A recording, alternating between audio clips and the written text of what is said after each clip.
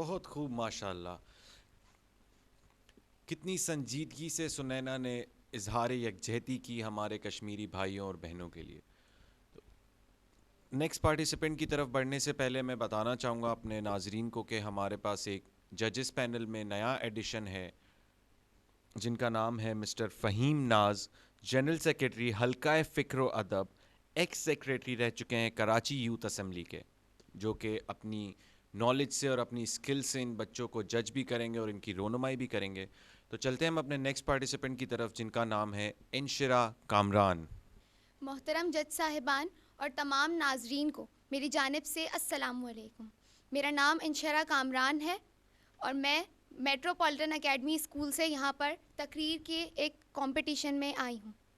جس موضوع پر مجھے تقریر کرنے کا موقع ملا ہے وہ ہے کشمیر ہوں میں، شہرک پاکستان کی.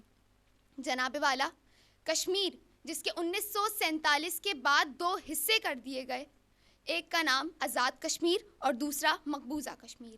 آزاد کشمیر جو کہ پاکستان کا حصہ ہے جہاں کے مسلمان اپنی زندگی آزادی کے ساتھ گزار رہے ہیں، اور دوسرا مقبوضہ کشمیر جو کہ 73 سالوں سے بھارت کے زیر قبضہ ہے، جہاں کے مسلمان اپنی زندگی بھارتی مظالم کے زیر اثر بد سے بدتر گزار رہے ہیں. جناب والا، کشمیر ہوں میں، شہرک پاکستان کی. اسے میں اپنا عنوان کہوں یا ہر پاکستانی اور کشمیری کے دل کی آواز کہوں. جناب والا، میں گزرتی ہوں کشمیر کے بلند و بالا پہاڑ سے جنہیں پھولوں اور پھلوں کی چادر نے دلہن ساز سجائے رکھا ہے. ان حسین مناظر کو دیکھتے ہوئے جب میں بستی کی طرف آتی ہوں تو میں یہ دیکھتی ہوں کہ ایک 5 سالہ نادان بچہ ہاتھ میں قرآن پاک لیے مدرسے کی جانب روانہ ہو رہا ہے.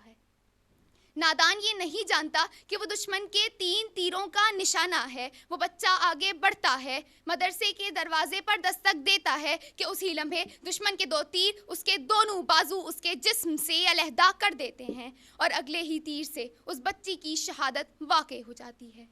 جب ایک ماں اپنے لتے جگر کے جسم کو ٹکڑے ٹکڑے ہوا اس کے جسم کو بھونکتے ہوئے کتوں کی نگاہوں کا نشانہ بنے دیکھتی ہے تو تڑپ اٹھتی ہے، لیکن ظلم کی اس وادی میں اسے یہ بھی اجازت نہیں کہ وہ اپنے دکھ کا اظہار کرے.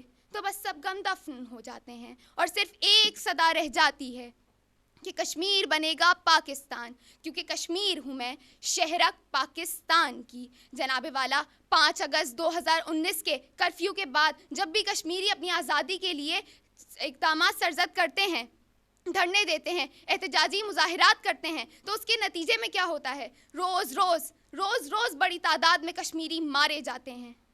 تو جناب والا، سوچئے کہ جب بہنیں اپنے پیارے بھائیوں کے جسم کو زنجیروں میں جکڑا، گولیوں سے بھنا، ان کا سینہ چھنی چھنی ہوا دیکھتی ہیں تو کیا عالم ہوتا ہوگا. جناب والا، میرا کشمیر بہت اکیلا ہے، میرا کشمیر بہت اکیلا ہے. ظالم کی قید میں ظلم سہتا ہے کہ جہاں ٹھنڈے پانی کی ندیاں بہتی تھیں وہاں اب خون کی ندیاں بہتی ہیں، کہ جہاں ہر پھول کھلا کرتے تھے وہاں چہرے مرجھائے پھرتے ہیں، کہ جہاں بچوں کی کلکاریوں کی آوازیں گونجتی تھیں وہاں اب سسکیاں ہی گونجتی ہیں. جناب والا، میرے کشمیر کے بچے یہ پوچھتے ہیں کہ ہم کب اسکول کو جائیں گے، تو مائیں ان کو یوں سمجھاتی ہیں کہ نہ میرے بیٹے، یہاں علم کا حصول موت کو گلے لگانا ہے.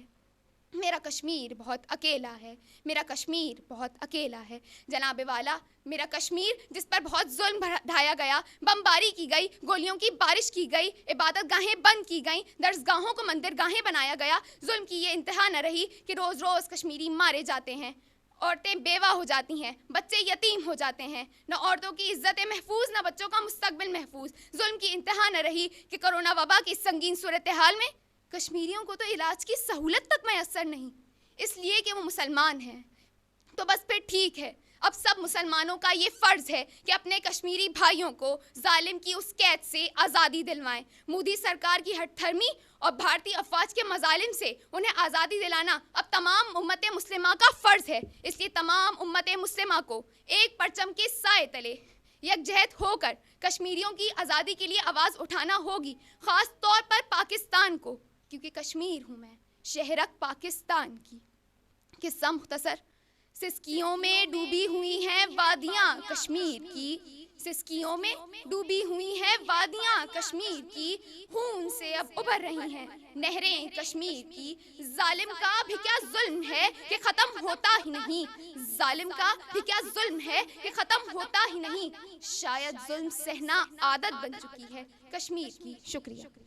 بہت خوب.